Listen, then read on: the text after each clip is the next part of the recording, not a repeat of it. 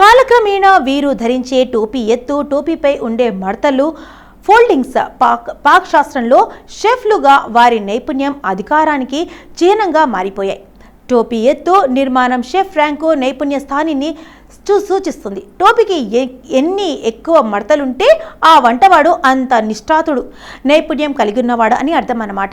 ప్రఖ్యాత French chef Mary Antoine కెరామ్ ఆధునిక chef టోపీని రూపొందించడంలో ముఖ్యమైన పాత్ర పోషించారు. 18వ శతాబ్దంలో చివరిలో 19వ శతాబ్దం ప్రారంభంలో పాక్ శాస్త్ర మార్గదర్శకురైన కారెమ్ ప్రస్తుతం వాడుకలో ఉన్న ఐకానిక్ పొడవైన మడతల డిజైన్ను ప్రాచుర్యంలోకి తెచ్చారు. వేడిగా ఉండే వంటగది వాతావరణంలో షెఫ్ తల చల్లగా ఉండడానికి ఇవి తోడ్పడతాయి. వేడుపులు అంచు ఒక కవచంగా పనిచేసి జుట్టు, చెమట ఆహారంలోకి పడకుండా అడ్డుకుంటుంది. అంతేకాదు, ఏదైనా మరకలు లేదా ధూళి వెంటనే కనిపిస్తుంది కాబట్టి పరిశుభ్రతకు ప్రతీకగా ఉండేలా తెల్ల రంగు టోపీలను ఎంపిక చేశారు.